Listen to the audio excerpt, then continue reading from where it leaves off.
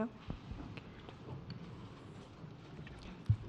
Bien, bonjour à chacune et à chacun. Well, I'd like to begin by saying good evening to all of you. I'd like to thank you, Pedro Sanchez, our host, for the excellent organization, both of the meeting that we had yesterday, the EPC, as well as this European Council meeting. Very important. Déclaration de Grenade.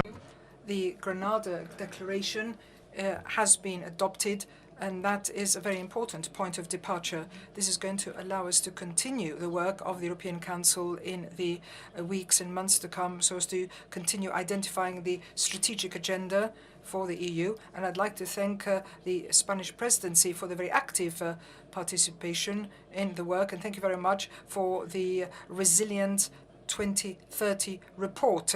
That was a very substantial input to the political work that we are to be done. Quelques éléments.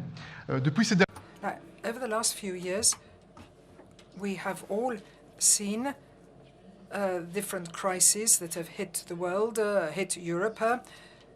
The climate change, COVID-19, and also the war of aggression by Russia in Ukraine, and that has had negative repercussions from the economic point of view.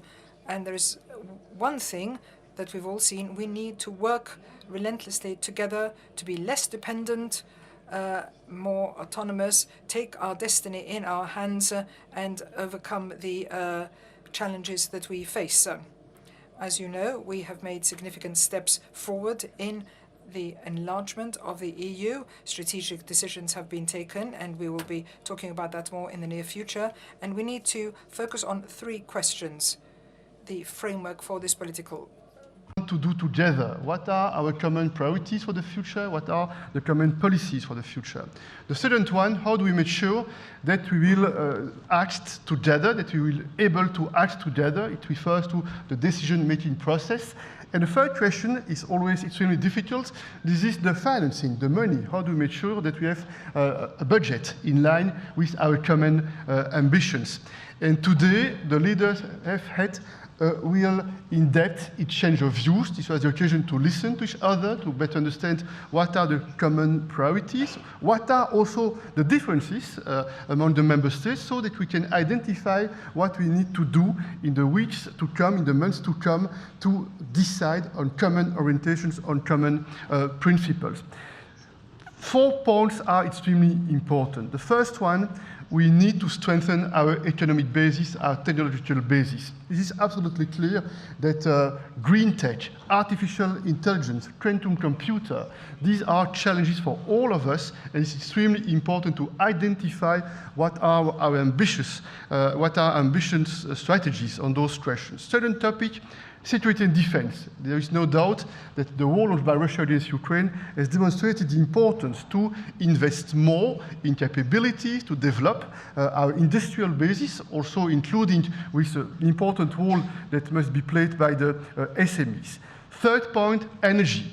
We have been working a lot for more sovereignty, for more independence, and we need to continue to maintain the efforts, to speed up and to maximize the efforts in that field as well. And finally, my fourth point, we need to engage with the rest of the world. And this is what we are doing, but we need to do more.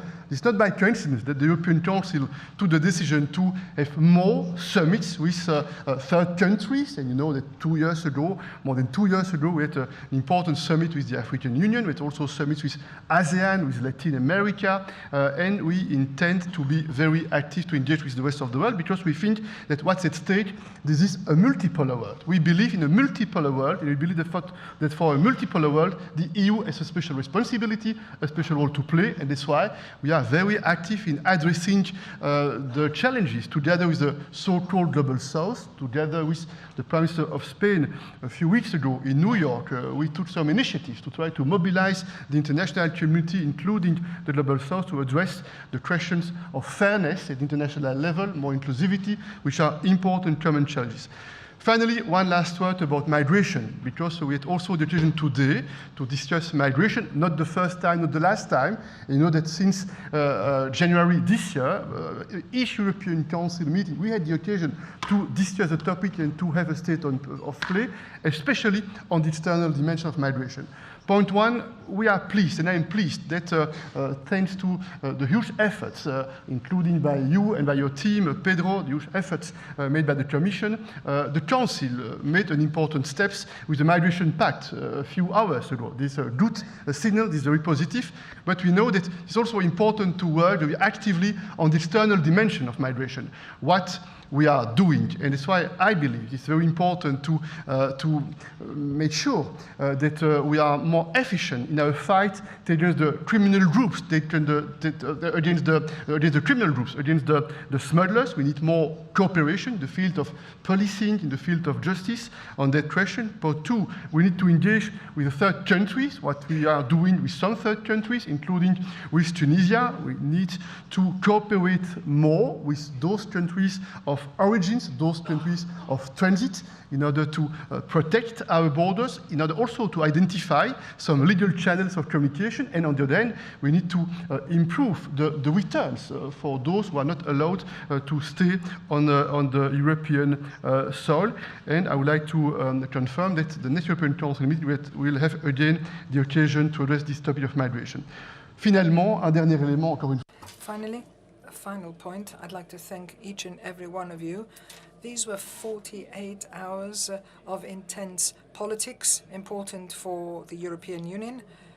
I think this meeting has now helped very informal contacts being established, and we hope that this will lead to resolution of regional conflicts, Serbia, Kosovo, and we can understand better what we need to do in the months to come.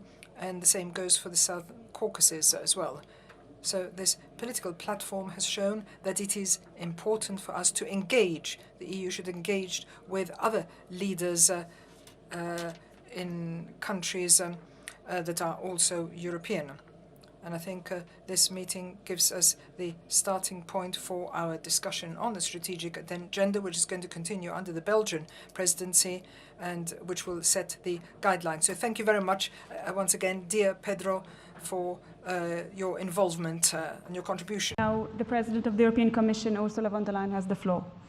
First of all, I want to thank Prime Minister Sanchez, dear Pedro, for the outstanding host you and your country are for us, to bring us to this amazing place. What an experience. Yesterday you hosted the EPC and today the informal European Council.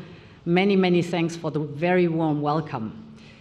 Today's informal summit was about preparing for the future. We met, as you know, 18 months ago in Versailles, right after the beginning of Russia's invasion in Ukraine. And today it was taking stock on what we committed back then, a more secure, a more competitive Europe, with stronger defense capabilities, energy independence, and a robust economy. This was the basis for the Versailles Declaration 18 months ago, and we delivered. We agreed in record time to procure and deliver massive financial and military support to Ukraine. Team Europe has already provided 82 billion euros worth of support for Ukraine. We have drastically reduced Russia's grip on our energy supply. We got rid of the dependency of Russian fossil fuels. Just a few figures that show this. We have completely gotten rid of Russian coal.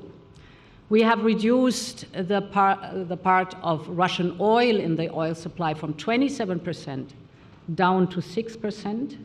And we even had a dependency of 50% of Russian gas in the overall gas supply. This has been now reduced to less than 10% pipeline gas.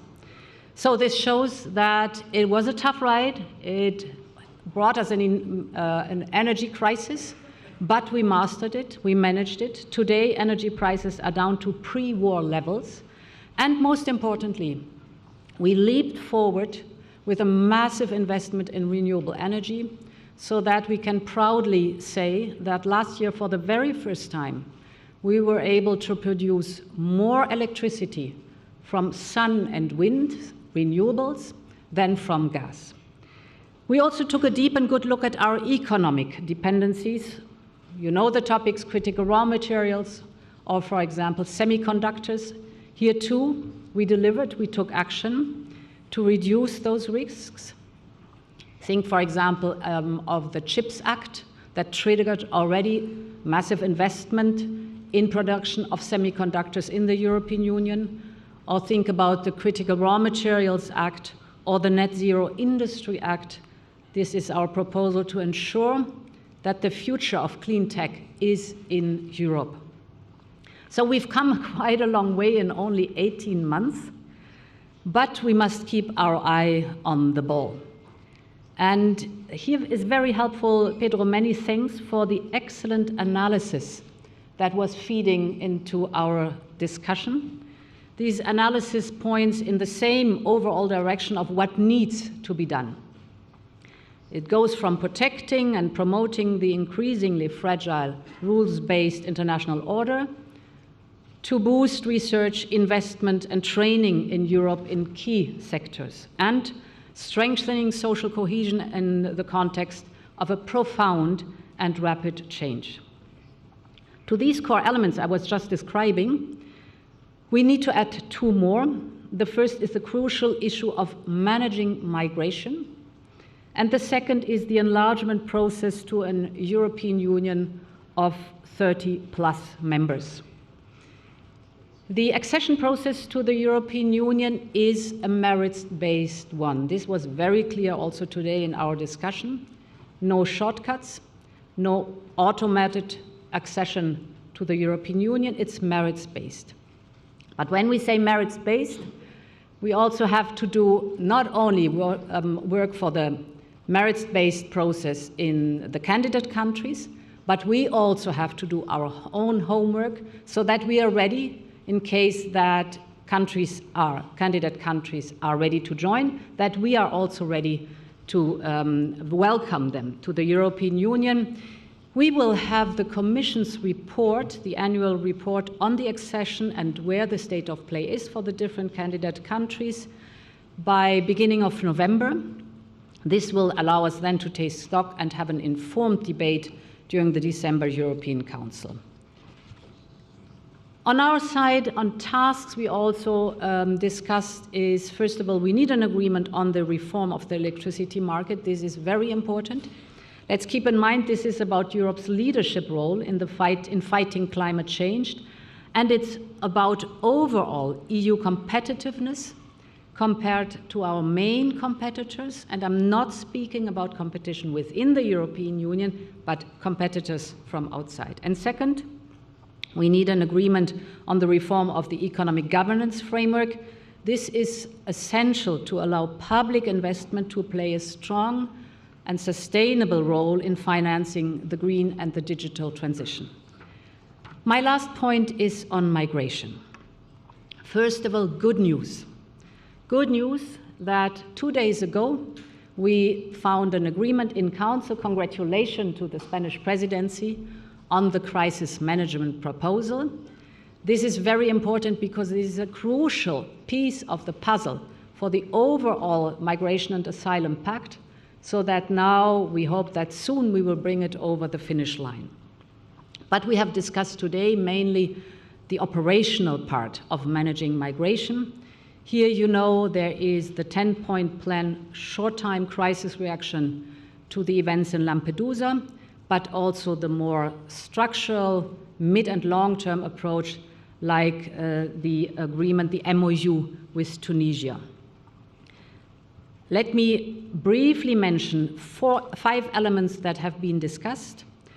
The first is indeed an overall understanding that we need a comprehensive approach to partner countries that are either countries of origin or transit countries. Here is very important that we invest in those countries, Global Gateway can play a crucial role with that investment. As you might recall, 150 billion euros of Global Gateway are reserved for African countries for investment in infrastructure. The second is there was an overall understanding also how important legal pathways and humanitarian corridors are. The better we are on the legal pathways and the humanitarian corridors, the more we can be strict on irregular migration. Just to give you two figures, we had last year 3.7 million regular migrants to the European Union. They are important. We need them. We need even more. But there were also registered 330,000 irregular migrants. And this is the point where we cannot accept that smugglers and traffickers define who and decide who is coming to the European Union. It is us who decide who is coming to the European Union, who gets asylum here, but also who has access to the labor market, and therefore very clearly these legal pathways. The third point is cracking down on smugglers. This is organized crime. And we have to fight the smuggling like organized crime with Europol and Eurojust and Frontex and all the knowledge of our member states. The fourth point is support the countries of transit who themselves have to work hard with the migration into their countries. And here to work very closely together with IOM and UNHCR to help those countries to bring migrants back to their countries of origin, so to give relief also to the countries of transit. And the fifth point is indeed return. We've seen in Lampedusa that the countries of origin, for example, are Ivory Coast, Senegal, or Guinea. Vice President Skinas went immediately to those countries to agree that there is a swift return of the irregular migrants, as I said, in return to establish talent partnerships and legal pathways. This is very important to return irregular migrants, to break the narrative of the smugglers, and to send out a strong message. It is the legal pathways that will bring you to Europe. Choose them. This whole approach is an approach based on Team Europe. Very clear is also that none of us is able to do it on our own.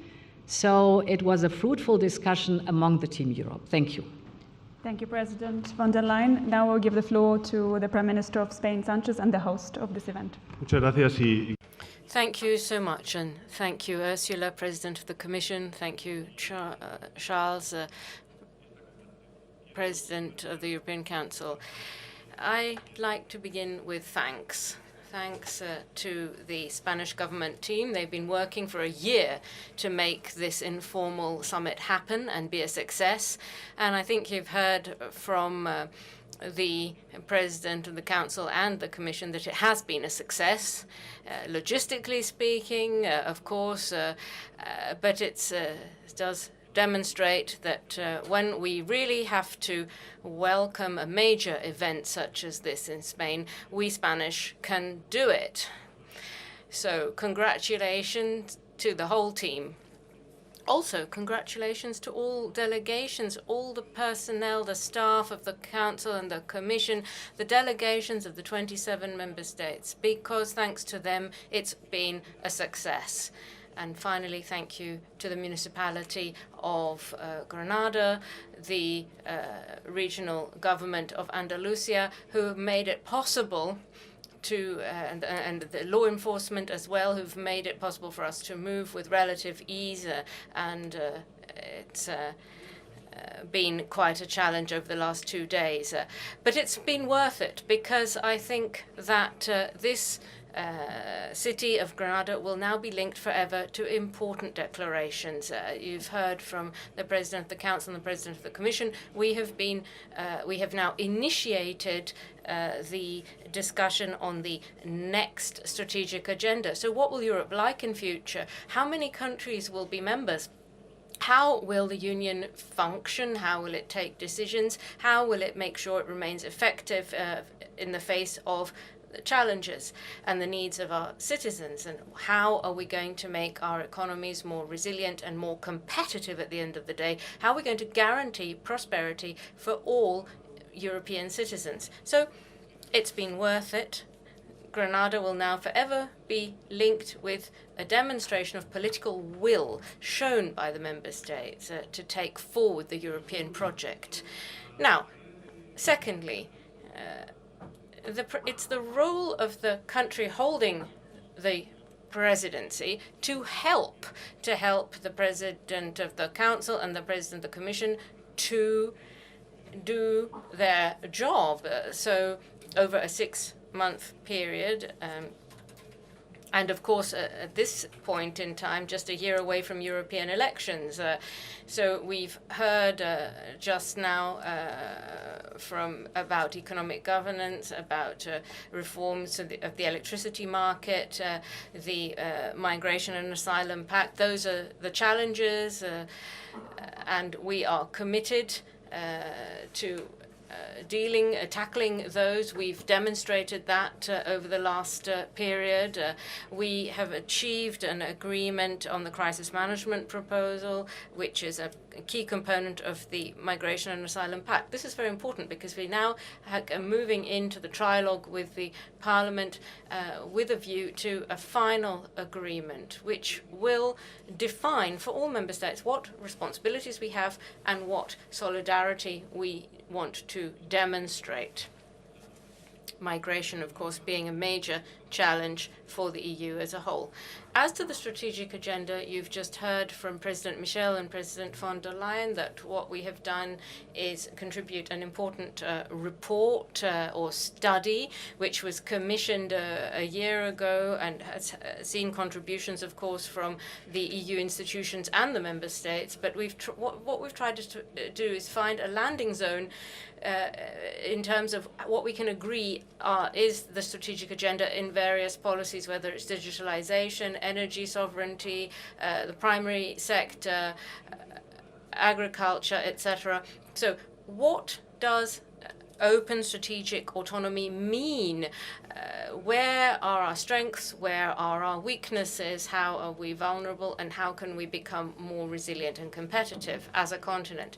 As to enlargement, now, I'd like to say I'm very grateful for all the work being done by various think tanks, and I'm grateful for the debate we held today.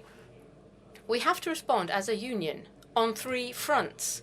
So once we take a political decision to go ahead with the enormous challenge that is enlargement, so we have to then adapt EU policies, and I'm thinking here of the cohesion funds, the CAP, the Common Agricultural Policy, anything to do with the freedom of movement of citizens.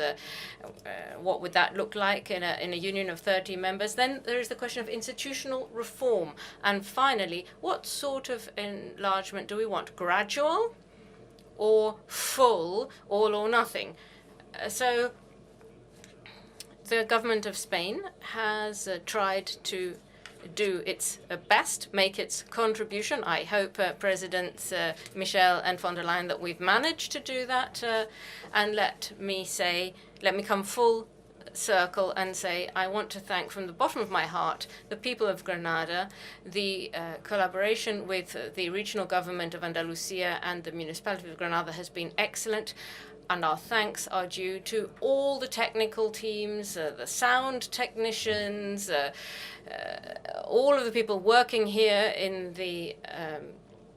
this building have enabled us to work effectively, have made it possible for this summit to be such a success. Thank you all once again. So we're here now to answer your questions. The floor now to questions. We'll take 4 questions, 1 per journalist, and we will start with Beatriz.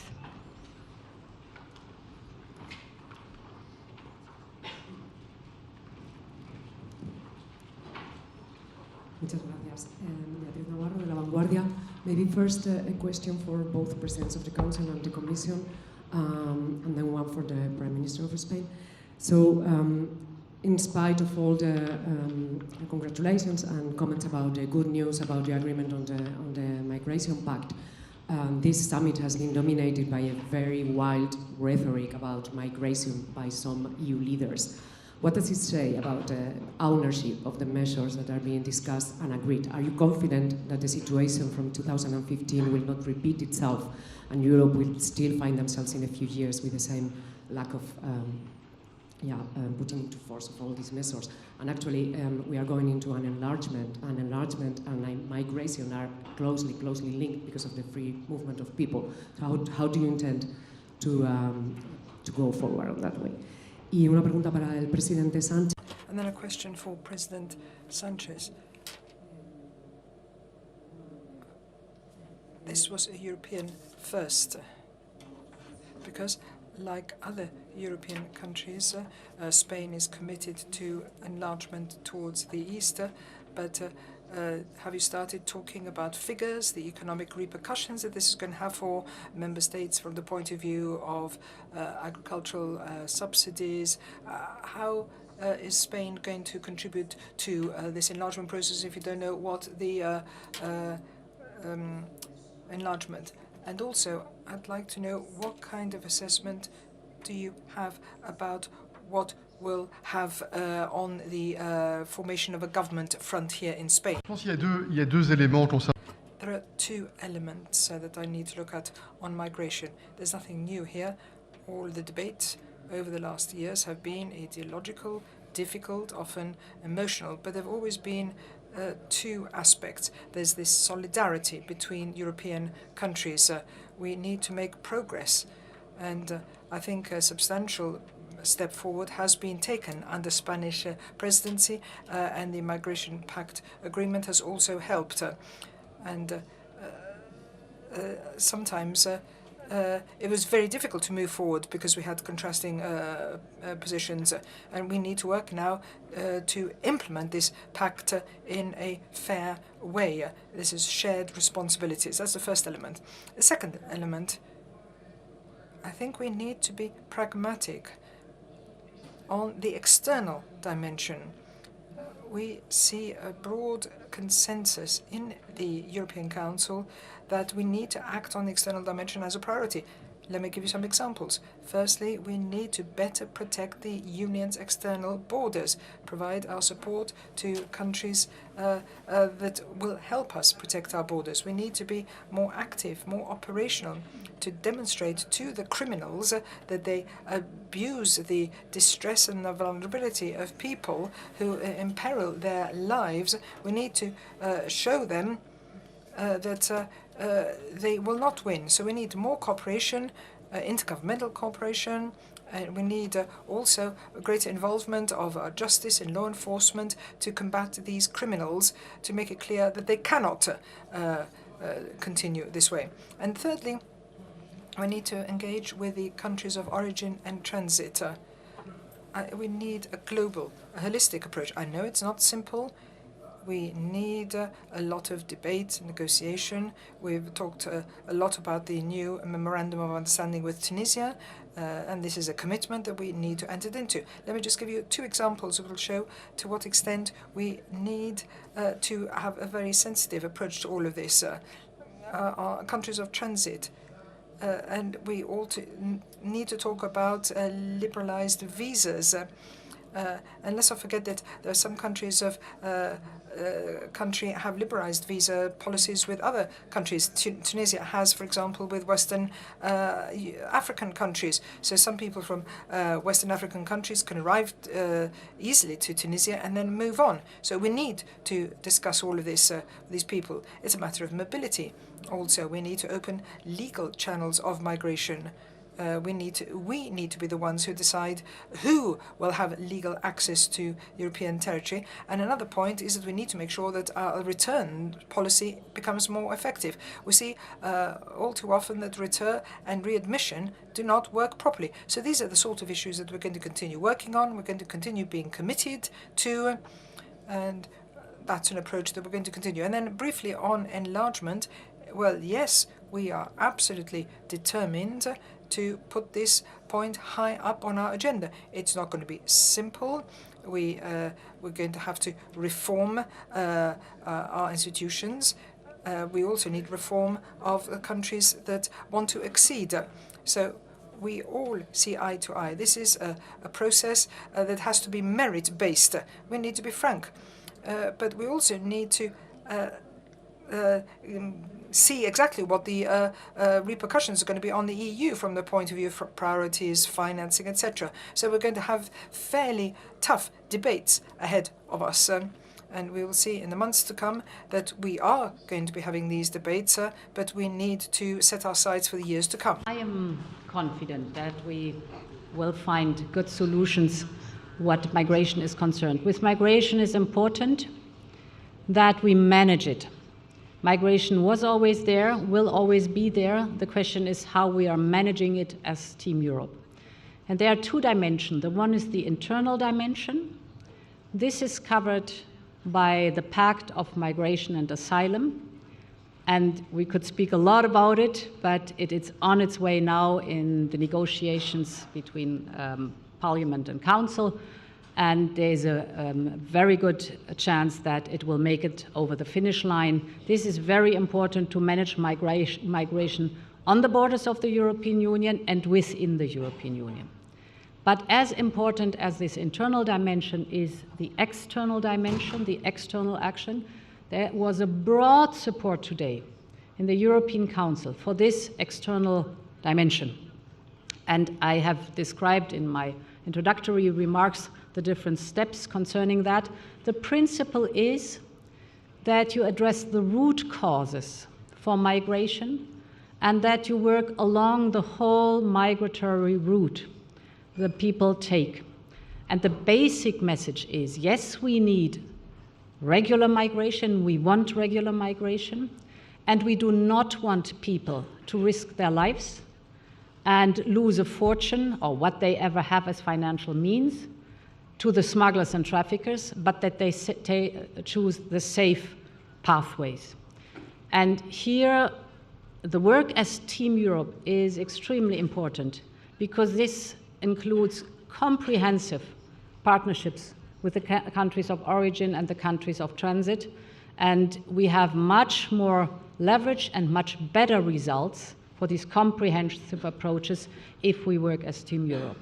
What enlargement is concerned, there will be, on one hand, a report on the progress of the different countries.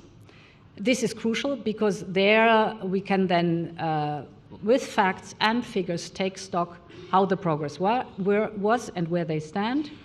But of course, in parallel, the discussion about what does it mean for us, how do we have to change and adapt and prepare for the future as a European Union will go on. Many thanks, Prime Minister, what you said about the work that is being done in think tanks, but also during your presidency. This will certainly continue during the Belgian presidency too. And the Commission is working on different policy areas to give food for thought into this process on how we can improve the situation within the Lisbon Treaty. Muchas gracias.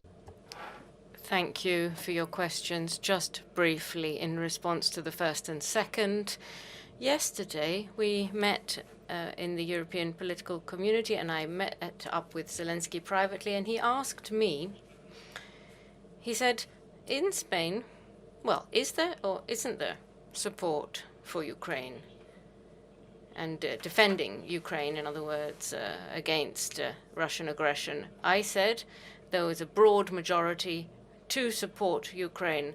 Now, if anyone studies the political debate in our country, I think it's clear that broadly speaking, we are in favor and we support Ukraine. We think this is a just cause. They're defending their nation, their territorial integrity and their freedom.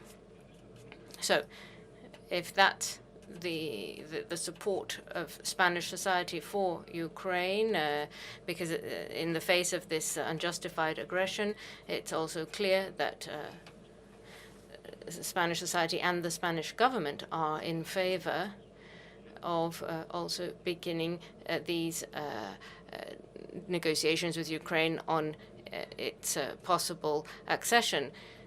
Spain joined what was then the European Economic Community in the 80s of the previous century. So why on earth would we object to other countries who have been waiting at the door for so long being integrated into the Union? Of course, we would like to see extension of the Union into areas which in geopolitical terms are also very important. I'm thinking here of the Western Balkans, of course. So we are societies and governments that are open to enlargement, but of course from there to making it happen, we have to answer difficult, complex questions. We have to demonstrate political will. As you've said, what will happen with the various funds? There will, of course, be issues of foreign policy, of fiscal policy to be dealt with. But we've begun the process. We've launched the debate. It's very important, politically speaking. We have formally launched the debate. It's part of what we call the strategic agenda. And we are now committed to a process in which in the next presidency, under Belgian presidency, the agenda will be fixed and we will continue working toward the future. We'll see how. We'll see what the details are and what reforms and adaptations are necessary. But in Spain, we have always been constructive in our approach to proposals. We've always contributed, and talking about Sumar, the political party, yes, we note their proposal. We also note the proposals of other political parties on the amnesty, which is one way of overcoming the judicial impact of various decisions and as a consequence of what happened in 2017. So there are proposals. But, of course, they are not proposals of the Socialist Party. I've also said that having received the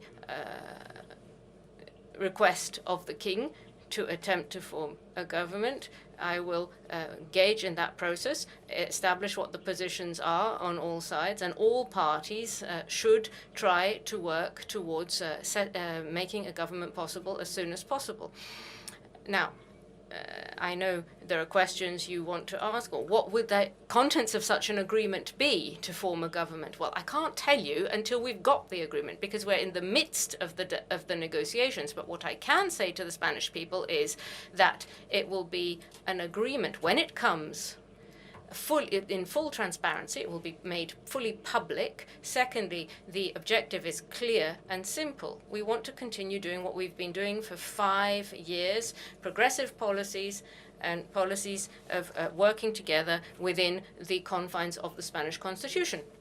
So you will be the first to know when the negotiations are concluded. And of course, there will be no agreement until everything is agreed. Nothing is agreed until everything is agreed. That's all. I mean, it makes sense and applies in all areas of life and politics too. Just stick to one question per journalist. José Miguel.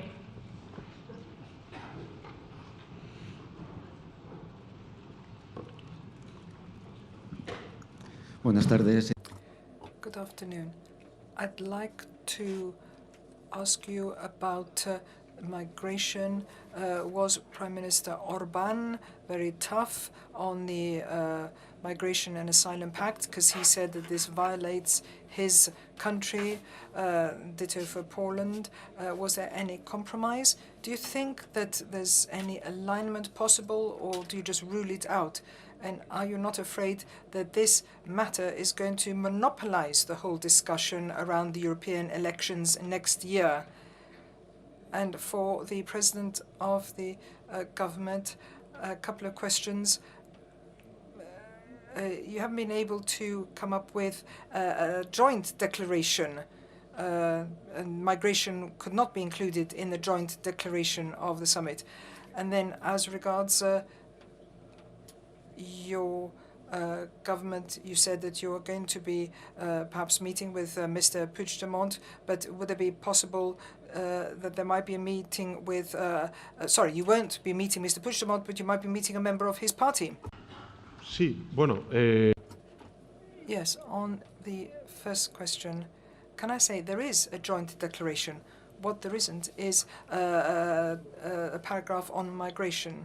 And this was an informal council. This is an informal council. What do I mean by this? The most important is that we have managed to endorse what our Home Affairs ministers managed to agree on a couple of weeks ago. And this is absolutely important because now we can unblock the situation. This is what the European Parliament asked us to do. We can then finish off the trilogues that we began under the Czech and then Swedish presidencies, and we can now reach an agreement on this crisis regulation. So from this point of view, well, I mean, we knew that there was a risk there. The President of the Council and I myself, as well as the President of the Italian government, did ask us to put this point on the agenda today, the point of migration. But let's not forget, Granada was convened to talk about the strategic agenda, to talk about enlargement, to talk about resilience and competitiveness of the European economy. Now, on your second question, look, we're in the negotiation process and nothing is agreed until everything is agreed. Let me insist. The Spaniards voted on the 23rd of July. They spoke, and this is what the result is. Up to us now to form a government for the next 4 years. So we need to talk about all of this. I mean, are we negotiating for me taking over? But I don't know. But I'm still negotiating with the parliamentary group so that somebody becomes prime minister and takes up on follows the will of the Spanish people. I mean, we need to continue with the same policies, make progress, social progress, and able to live together. I think we all know that the situation in Catalonia is much better than in 2017, and obviously we have to work within the framework of the Spanish Constitution. And we are going to reach an agreement. And as soon as we have, we will be transparent and public about this. I mean, if somebody wants to, if the opposition wants to have recourse to the Constitutional Court, then they're quite happy to do so. This is a democracy. The Spanish democracy is working to implement the mandate that they gave us last July. Just briefly on migration, as the Spanish Prime Minister said, there is a Granada declaration on the strategic agenda, and separately, the President of the European Council has issued a declaration with broad support on migration. You've had an opportunity to see that text. As I said, it's broadly supported and contains what was contributed by myself and the Commission on the External Dimension of Migration. We'll go to the third question, Carl. Carl de Meyer for the French daily Les Echos about enlargement. For you, President Michel, new figures have emerged this week about the amount of cohesion and agricultural funds that Ukraine and other candidate countries could benefit from after accession. Can you please give us some details about the methodology of your services, on which figures of GDP, population they are based? And for both of you, President von der Leyen and President Michel, what conclusions do you draw from these figures? What does it mean about these two policies, agriculture and cohesion? Does it mean that we have to reduce the share of these policies in the total budget, or that we must increase the EU budget way beyond the 1% of GDP that is already today in place? La réponse à la question se trouve dans... Yes, I think the answer to your question is in the introduction I made earlier. This is a political and democratic debate which was launched today. It has to do with the priorities for tomorrow and with enlargement in view. But we also need to look at the financial framework. Now, I'm not going to comment on leaks to the press. There is technical and serious work underway and that will be pursued with the member states. The Commission will contribute so that we can look at what the treaties call the absorption capacity in their rather bureaucratic terms. And we will see, of course, how that can work. We've identified here in Granada what the strategic framework is for this debate, for that discussion. We have identified what the key objectives are, which are largely shared. We want Europe to be less dependent, less vulnerable, more able to defend its values and defend its interests. Those are the key points. We've identified sectors where we have to work harder. And we've identified the fact that for the financial means for all this is a crucial matter. Now, when we debated the RRF, we spent 4 days and 4 nights negotiating, as you will recall, and I'm convinced that we'll have to come back to all of that. It will be a complex negotiation, but it's absolutely necessary because we need a budget that is aligned with the priorities and the ambitions. It's about being consistent with putting our money where our mouth is, effectively. As far as I understand, this is a council paper, and I cannot comment on that one. Indeed, we have been asked today during the European Council to contribute to the estimates that can be done. Important is here, I think, that we keep in mind that we cannot just extrapolate policies of today over the next decade. This is impossible because we all know also the policies a decade ago changed over time. I like the surrounding environment is changing.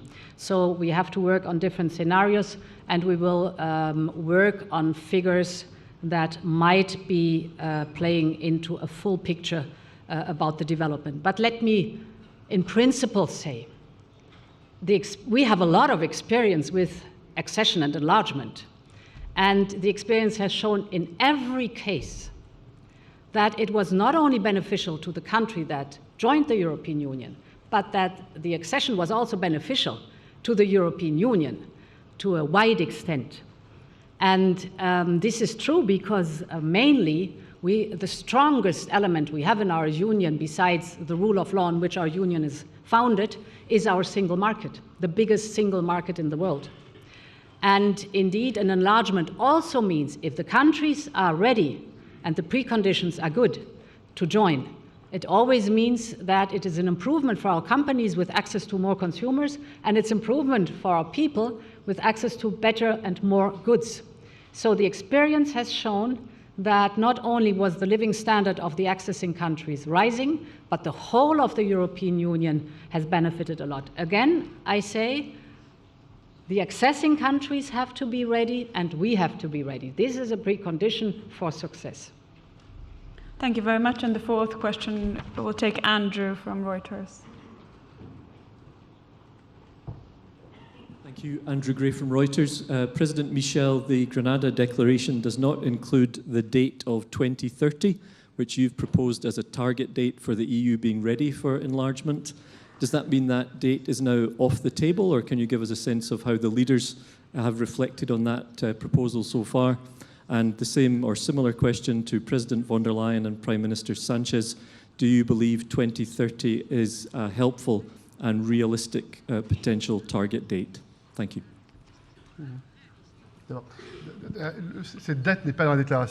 Well, this date isn't in the declaration, but it never was. So I suggested that we put in the data before. First and foremost, we need to look at real progress made by the countries. Now, if they are ambitious and if they want to be ready, then they can be by 2030. Certainly, it's useful, but some heads of government and state did actually express reservations about having a date. Others liked a date. But what's important is to see what our responsibility is, we, the 27, to put our house in order to prepare ourselves for accession, as well as see what they need to do so that they are ready. But we have to stop procrastinating. That's important, especially in the current situation of the war in Ukraine. We need to turn to those who want to join us to say, we are serious. So I think we have to put an end to their feeling of being ignored and forgotten over nearly 20 years in the Balkans. So that's the idea. I think this discussion that we've had, I think, shows how the European debate is lively. I think if it's a project, if progress is made, then setting a date actually is an encouragement. It encourages them to work, to reform, and to be ready. And I think it's of geopolitical importance for Europe. So the idea isn't to be bigger and more populous in Europe, but more robust, more prosperous, safer, more stable for the future. So enlargement, I think, means that we will build a Europe that is more stable and secure for the future. So I think I have said several times already how the process is. The process is merits-based. It is no automatism and not one size fits all, but it is individual. There are clear rules, there are milestones that have to be achieved, there are the Copenhagen criteria, which describe what the goal is. In the past, we have, of course, also seen that countries that wanted to join the European Union, some were faster, depending on the political will to reform, and some took more time, and some so far never made it. Therefore, it is a merits-based process. Después de lo que ha dicho la presidenta. Yes. What the Commission President has said is that, of course, at the end of the day, it's a process of negotiation with those other applicant countries, and I have nothing to add. But in 2030, of course, together with Morocco, Spain will be hosting the World Cup. So another reason to celebrate in 2030. Brussels.